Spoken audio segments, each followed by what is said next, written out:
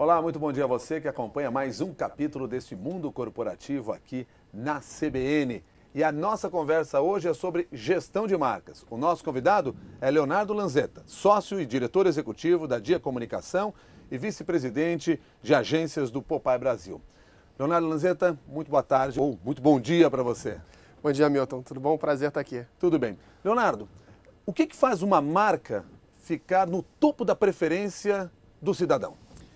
Bom, o que a gente pode dizer é que para essa marca ficar ali no topo da preferência, ela tem que ter se relacionado durante algum tempo de forma muito encantadora, tem que ter feito diferença na vida dessa pessoa ou participar de momentos importantes dessa vida para que ela fique com um selo gravado não só na mente, mas também no coração dessas pessoas. Quanto tempo uma marca leva para chegar a essa situação? Olha, não existe um tempo específico. Agora, um trabalho que a gente chama de branding, né? Que é esse processo de atribuir valor às marcas, de construir valor para as marcas, não existe um tempo determinado. Agora, não é um processo de curto prazo. Se você vai trabalhar com marcas, se você quer construir marcas, você precisa construir essa marca ao longo do tempo. Não é um processo curto. Dificilmente você vai construir uma marca, sedimentar uma marca de forma efetiva, forte, ganhar essa preferência, atribuir valor com menos de um ano, né? Há exceções das empresas de internet que estão vindo com uma velocidade absurda e estão ganhando relevância até em prazos curtos.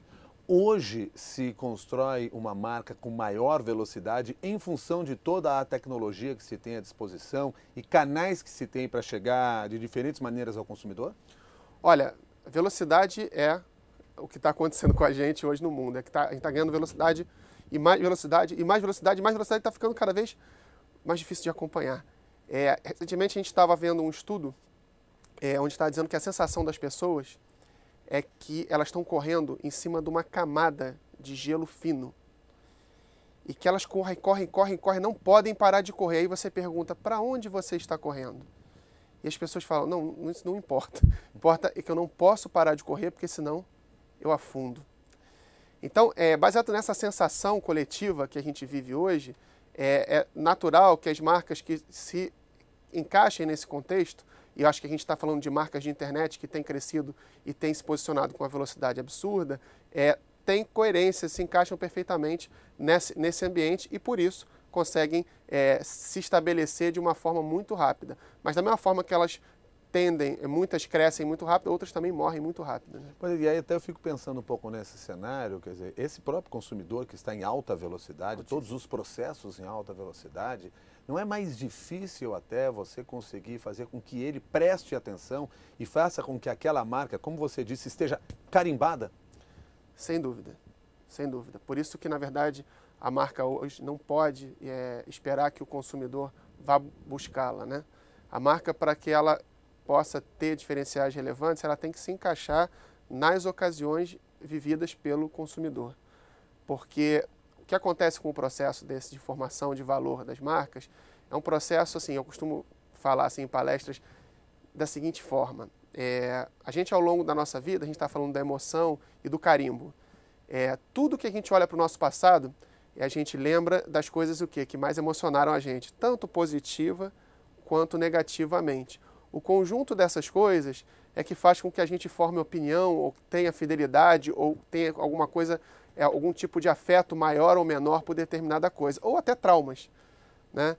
Então, o que acontece é que as marcas que estão presentes nesses momentos, né, que foram emocionantes ao longo da sua vida, percebidas direta ou indiretamente, consciente ou inconscientemente, passam pela famosa que eu chamo a peneira das marcas, né?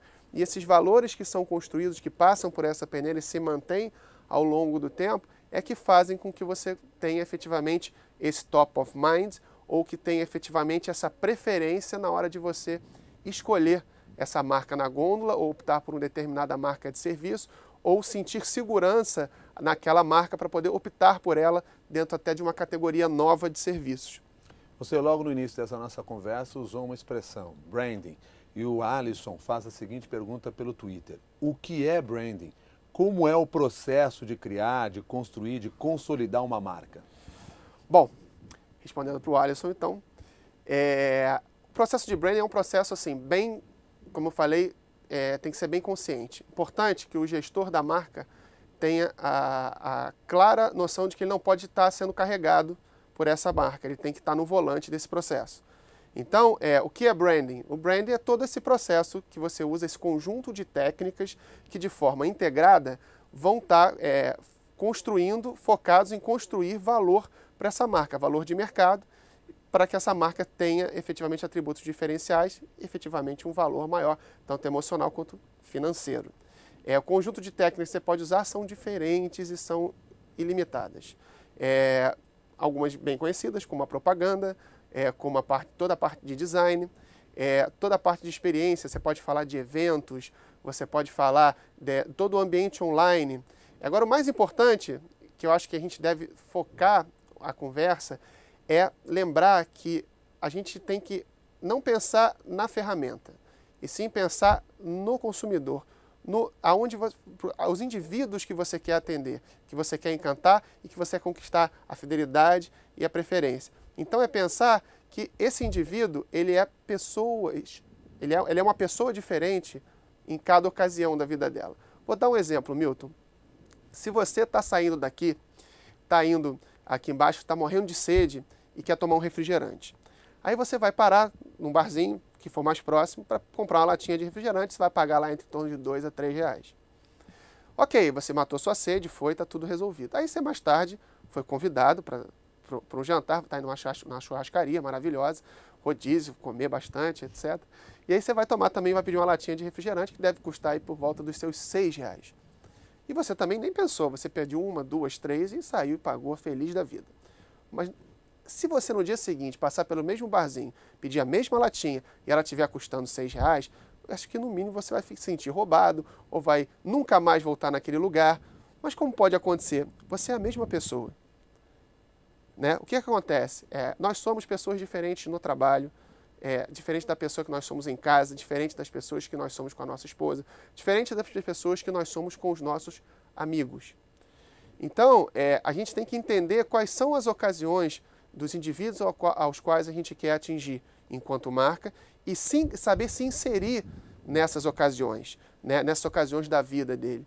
E aí sim, se a gente está se inserindo, interagindo de forma relevante nessas ocasiões, sim, a gente consegue construir uma marca, sim, a gente consegue obter fidelidade, preferência dentro de um mercado tão competitivo como Agora, esse. essa fidelidade à marca, ela não extrapola a questão do preço? Porque muitas vezes você nem presta atenção quanto você está pagando realmente naquele produto, porque você foi lá comprar aquela marca, apaixonado que é por ela. Sem dúvida. É um dos benefícios de você fazer investimento nesse tipo de técnica, né?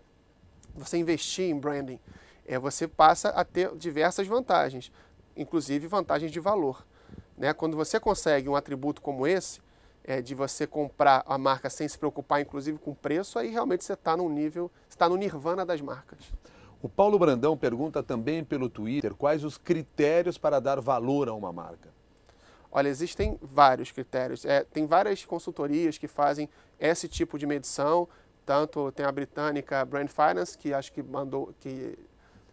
soltou o último ranking agora em março. Tem também a Interbrands, enfim, tem uma série de empresas que fazem isso. Metodologias têm viés diferentes, você vai ter um tipo de coisa. Agora, na base, o que se avalia, em termos gerais, primeiro assim, o valor de mercado, o valor financeiro, né? Aí vamos falar da parte econômica da coisa, mas você mescla esse tipo de coisa com atributos de marca e diferenciais. Assim, o que faz dentro de um mercado um consumidor escolher uma marca em detrimento da outra e o que isso traz de valor financeiro. Então, cada empresa tem a sua fórmula para chegar a um valor nisso. E, somado a isso, também a parte do que essa marca tem de potencial para o futuro. Né? O que ela pode, quanto tempo ela vai continuar, ela tende a continuar gerando valor.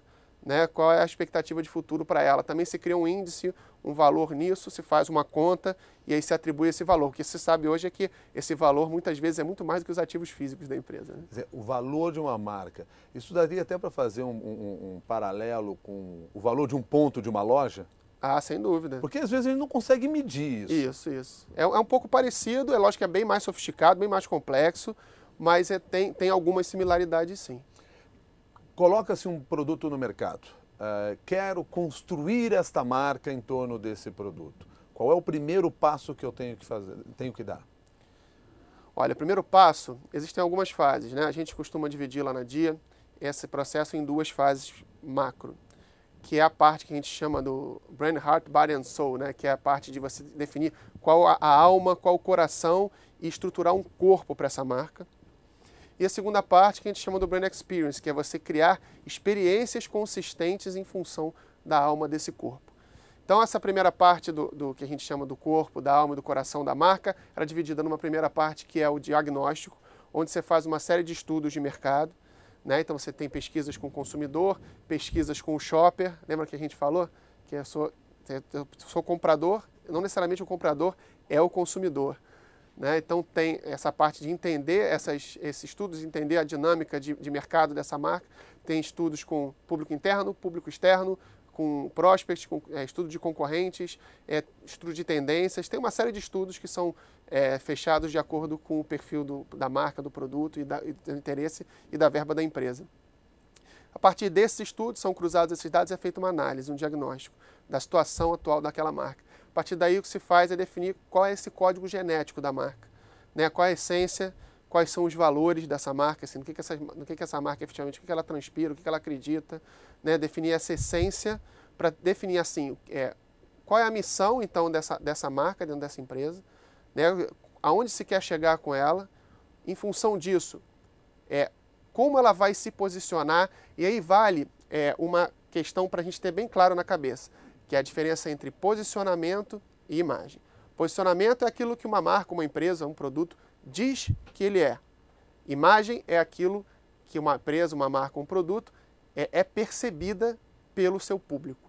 Então são coisas inteiramente distintas. Nessa fase, a gente vai trabalhar e definir o que a gente vai dizer que vai ser e como a gente vai se preparar para ser isso, né? E aí o que a gente vai prometer em seguida? A partir daí se estabelece a identidade dessa marca, se cria regras, guias, como vai ser as expressões visuais, as expressões olfativas, de textura, enfim, englobando todos os sentidos, como é que vai ser essa identidade.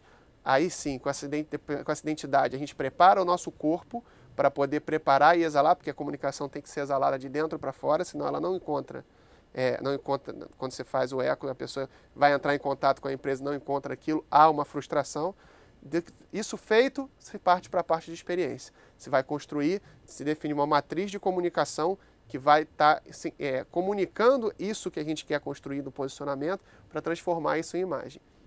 Leonardo, levando em consideração a complexidade desse processo para a construção de uma marca e para a gestão dessa marca, isso é apenas um processo para as grandes corporações? De forma nenhuma, de forma nenhuma. Você pode fazer esse processo, inclusive, na lojinha de esquina, na sua loja de esquina, no seu varejo, no seu restaurante. Não existe limite para isso, não. Você pode ser uma marca sua? Com certeza.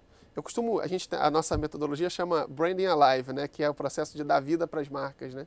A gente acha que o processo de criar uma marca é muito similar ao processo de se criar uma celebridade, né? Pois é, agora você traçou aqui um processo bastante complexo. Como é que se faz isso na lojinha da esquina? Não precisa ser na lojinha da esquina, mas como é que se faz isso numa pequena empresa? Olha, primeira coisa é a conscientização do valor da marca. Primeiro passo, importantíssimo, é o gestor, o principal gestor, entender qual o valor que aquela marca pode ter para ele. Pode agregar ao negócio dele isso. Isso é o mais difícil, Milton.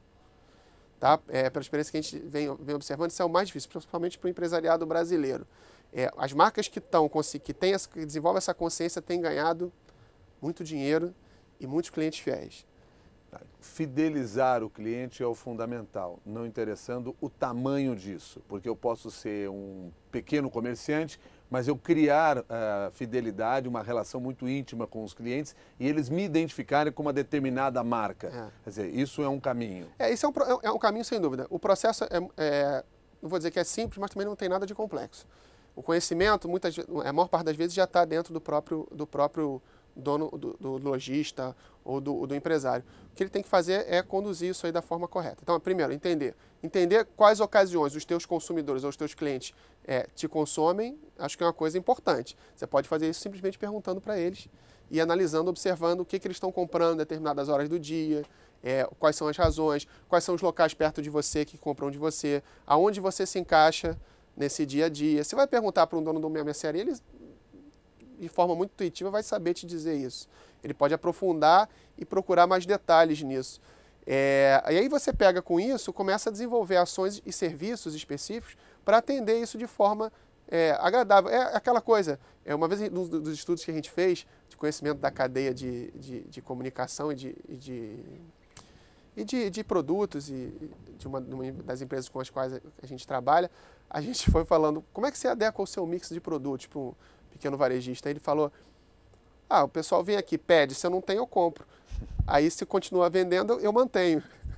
Isso não é um processo complexo. Que é muito óbvio, não tem nada de complexo. Não tem nada de complexo. Um outro exemplo muito bom que eu costumo dar também, e que foi um exemplo que me veio até num desses e-mails que circulam pela internet, é de um cara que parou no hotel na beira da estrada e chegou, foi preencher a fichinha, e lá na fichinha tinha algumas perguntas, como qual o que ele gosta mais de comer no café da manhã, qual o jornal preferido dele, o que ele valoriza, etc., quando ele está numa estada, etc. Aí preencheu a ficha, esperaram, pediu para ele esperar coisa de uns 15 minutos, ele foi, entrou no quarto, etc. Aí chegou no quarto, viu lá, chegou, tinha um chocolatinho em cima da mesa dele, ele tinha falado lá que gostava muito de chocolate, então tinha um chocolatinho simples, com um bilhetinho de seja bem-vindo, com as vestes quentes, tinha tudo, o fósforo do lado da lareira, com as instruções de como ele vai acender a lareira, estava um dia frio e tal, ele foi lá, acendeu, foi tudo muito fácil, muito simples, ele foi, fez isso, etc, já foi dormir, no dia seguinte, chegou, quando ele acordou, debaixo da porta dele, tinha o jornal que ele prefere. Uhum. E aí ele pegou, disse, pô, que legal, o meu jornal que aqui nesse lugar, que não esperava ter receber isso. Aí ele desceu, foi tomar café e ali tinha um bilhetinho que na mesa que ele escolheu tinha um bilhetinho dizendo que eram as coisas que tinham naquele dia do café, que são as preferidas dele. Ele achou aquilo sensacional, fantástico e gostou muito daquele hotel. Então sempre que ele passava por ali, ele dava preferência a ficar nesse hotel. Isso é branding. Leonardo, pergunta feita pelo Márcio, enviada pelo e-mail mundocorporativo@cbn.com.br. Leonardo, quais as 3 marcas mais importantes e valiosas hoje no mundo? Opa, essa pergunta é boa. De cara, Google, Microsoft e Walmart. Google, Microsoft e Walmart. Isso pelo ranking divulgado pela Brand Finance, que é uma empresa britânica, agora em março. Tá? E vamos esperar o da Interbrands, eu gosto mais do da Interbrands. Mas pode haver uma mudança muito considerável nessas grandes marcas? Cada uma delas tem uma metodologia diferente de avaliação. Se a gente pegar essas 3 as quais você citou agora, o que seria uma linha em comum dessas 3 que as fazem estar na posição que estão? Então, basicamente aquilo... você está falando das 3... desculpa, eu estava pensando da consultoria. Nós estamos falando das 3 marcas. Exatamente. Nós estamos falando de Google, Microsoft e Walmart. E Walmart. Você tem aí, dessas 3, você tem 2 que são de tecnologia, ou de internet, estão nesse ambiente que está transformando o mundo, que está dando essa acelerada na velocidade do mundo. Então faz muito sentido que elas estejam aí. O Walmart é um varejo que está muito preocupado com a ocasião de consumo em que eles atendem. Então eles levam muito a sério esse processo. Então eles entendem, por exemplo, agora que eles estão investindo pesado em fazer lojas de bairro. Então, o grande megastore, que sempre foi o supercenter do Walmart, agora está se transformando em diversas lojas de bairro, que é um movimento que a gente já viu acontecer aqui no Brasil. O que é isso? Ele está se adequando. O que a gente sabe? A gente sabe que para cada hiper ou supermercado você tem 500 mercearias, padarias, lojinhas, loja de conveniência, drogaria, enfim, e tudo isso. Então, o que eles estão fazendo? Tentando pulverizar a presença para poder ter mais relevância e atingir uma área geográfica maior. Porque cada vez mais a gente está com mais pressa. A gente fragmenta as nossas compras, a gente não faz mais tanta compra de mês como a gente fazia na época da inflação. Isso aqui no Brasil. Lá, essa é a realidade que já existe há algum tempo de baixa inflação. Então, com essa fragmentação e com essa necessidade de você aumentar a sua velocidade, você precisa aproveitar o seu percurso casa, trabalho, para poder Isso se abastecer. Isso é um reposicionamento de marca ou é uma outra coisa? Reposicionamento de marca, eu não diria. Isso é um ajuste na prestação de serviço, um ajuste que é importantíssimo para você atender e para, inclusive, sobreviver no mercado. Mas isso agrega valor para a sua marca, porque você passa a estar presente e mais frequentemente na vida dos teus consumidores. Então você está reforçando a sua marca. Você está reforçando a sua marca. Por que eu perguntei em reposicionamento? O Carmelo Riolo perguntou por e-mail também, quando é o momento de se trabalhar um novo posicionamento para a marca? Olha... É quando começa a dar prejuízo? Não, se você chegou no prejuízo é porque você já fez besteira. Você perdeu tempo já. Você já perdeu tempo, né? Você tem que estar fazendo sempre pesquisas para estar entendendo, vendo indicadores, indícios para estar mudando antes do problema acontecer. Eu acho que se você esperar o problema acontecer, já foi o primeiro grande erro. Quer dizer, você tem que identificar, então, um momento de reposicionar. Muitas empresas que não entenderam esse processo, essa velocidade com que os negócios estão acontecendo hoje.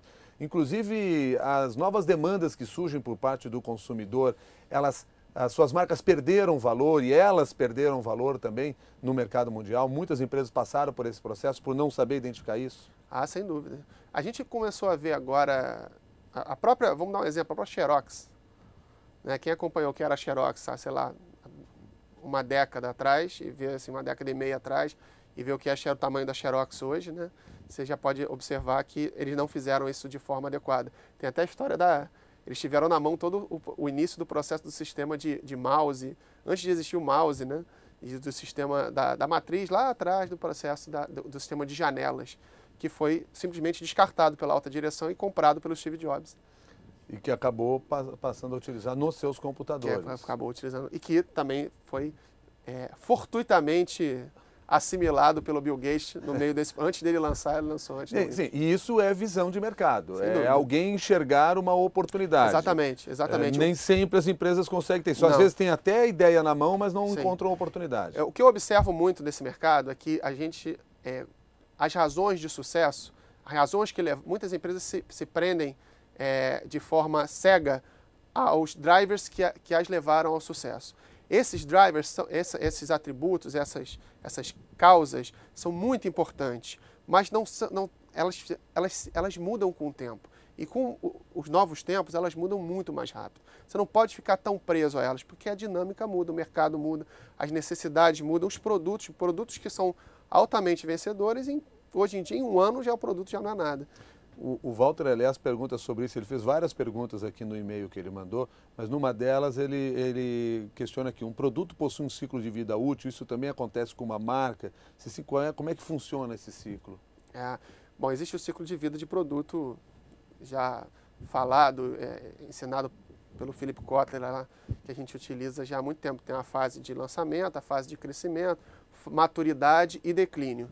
Né? Agora, existem marcas que podem ficar na maturidade, dando bastante dinheiro para a empresa durante muitos e muitos anos. Porque na fase de crescimento lançamento e crescimento, é uma fase onde você efetivamente a empresa bota muito dinheiro. Né? Quando você consegue chegar, muitas marcas morrem, não chegam ao processo de maturidade e acabam caindo. Outras têm um processo de maturidade intenso, duram algum tempo, etc., mas em função de não fazer essa atualização na dinâmica que precisa ser feita, acabam declinando antes. E outras se mantêm nessa fase de maturidade até hoje, com muita força. Um exemplo bom é a nossa querida Coca-Cola. Pois é. Aliás, é possível a gente pensar assim, quer dizer, o ciclo de vida de um produto ele é mais curto do que o ciclo de vida de uma marca. Porque a marca extrapola o produto. A marca extrapola o produto, sem dúvida. Sem dúvida? Sem dúvida. Tá. Até dentro dessas mesmas perguntas que o Walter mandou, ele comentava assim, né? Quando é que você consegue criar uma marca, transformá-la em um ícone na mente do consumidor? É normal que eles troquem o nome do produto pelo nome da marca, e nós temos vários exemplos nesse sentido, né? Você citou o Xerox agora, que é um deles, né? Que as pessoas vão tirar um Xerox e não uma cópia, né? Uma fotocópia. Exatamente. E nós temos várias outras, Gillette, etc. e tal. Quer dizer, quando é que você chega nesse momento? Não necessariamente, você chega nesse momento, olha... Primeiro é importante saber que pouquíssimas marcas chegam nesse momento. Das mais de 50 milhões de marcas que existem no mundo, menos de 1% estão nesse topo da pirâmide aí e podem se tratar como ícone. Eu acho que você chega nesse momento quando a pessoa passa a te preferir sem pensar em valor, como você mesmo citou no começo da entrevista. Quando os teus clientes passam a ver que a tua marca ela é uma franquia, ela não só está atribuída a um produto. Então, quando você olha para outros produtos que têm aquele selo e você passa a comprar, independente de você conhecer o produto ou não, porque tem aquele selo, a gente tem a Nestlé, que tem feito isso com muita maestria, né? Se tem algum tipo de produto alimentício novo que leva a marca Nestlé, você efetivamente vai confiar. E tem muito a ver com confiança.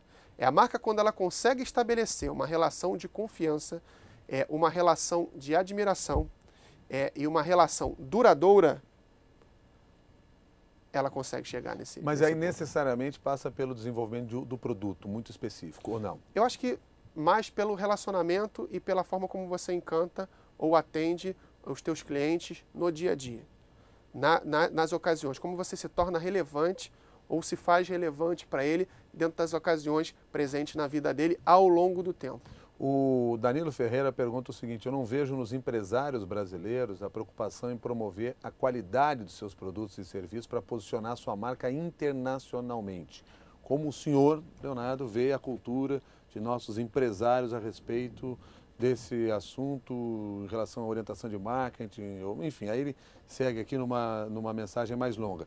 Mas, basicamente, ele quer entender como é que você enxerga o empresário brasileiro posicionado nesse tema que nós estamos tratando aqui da gestão de marca.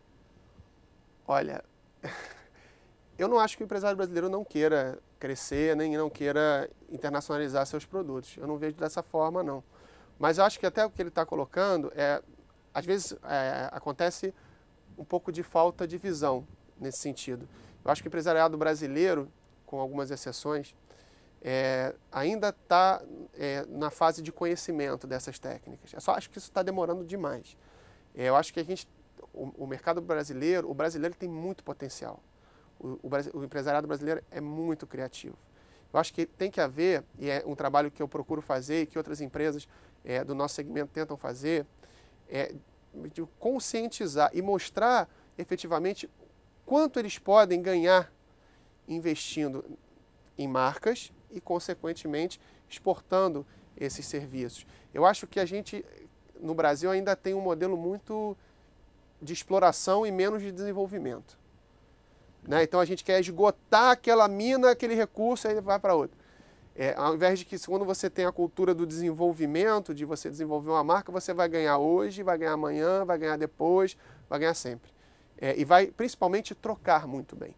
Então, acho que essa cultura de você de ganhar, do ganha-ganha e de ganhar através da troca, porque a relação que se estabelece com uma marca que se ama é uma relação de troca, né? Quer dizer, eu estou comprando, eu estou pagando mais, mas eu tenho confiança, eu tenho segurança, eu fico orgulhoso de estar expondo essa marca, de estar usando essa marca, de estar contratando essa marca. Então,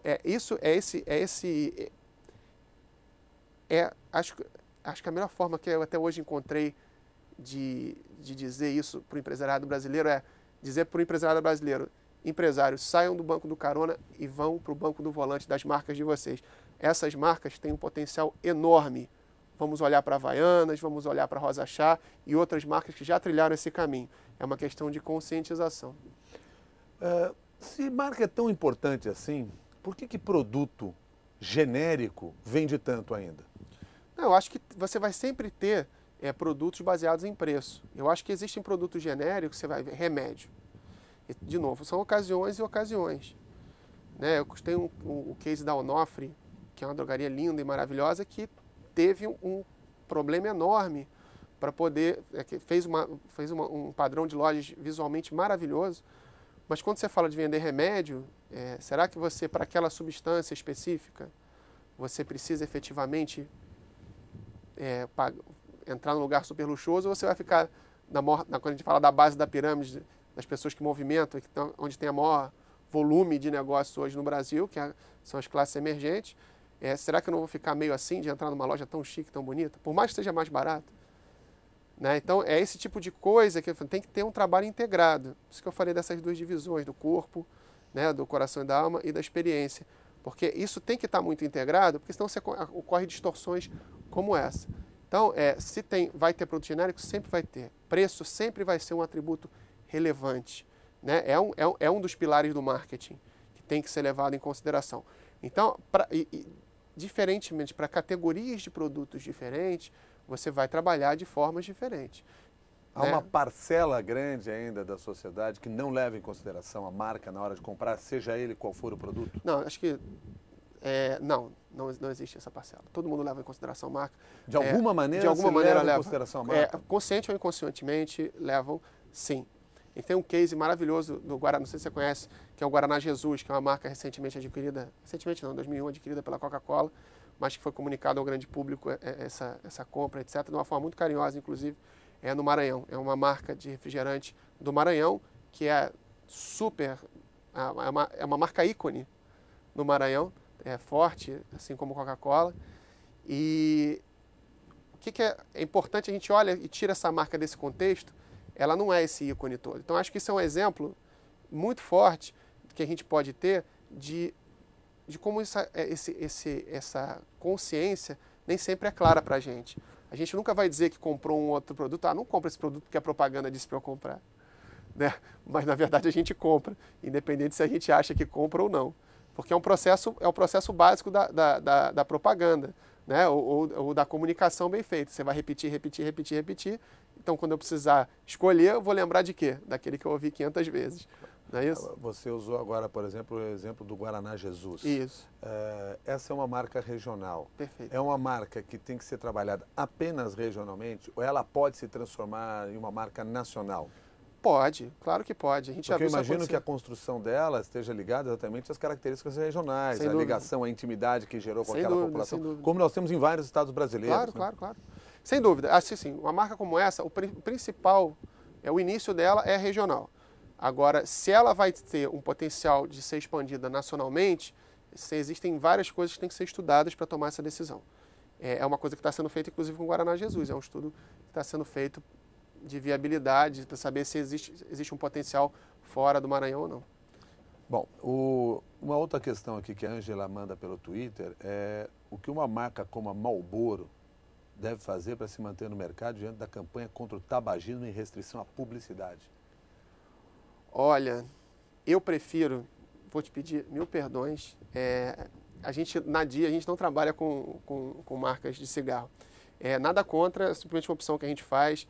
Então, prefiro essa pergunta eu vou pular. Mas você acha Se você quiser falar de qualquer outro produto, eu falo. A restrição à publicidade a alguns segmentos, e não é só o de cigarro, ela torna mais difícil a formação de uma marca, principalmente a manutenção dessa marca. E aí você tem que procurar outros canais. Não, o que eu acho é o seguinte, não pode haver incoerência, né, Milton? Eu acho assim, se você cobra imposto de uma marca, se essa marca tem permissão legal de existir e de ser trabalhada, tem que se avaliar com carinho essa questão, porque não acho que seja justo outras marcas, outros tipos de produto, também permitidos, utilizarem de determinada ferramenta de marketing e você não poder.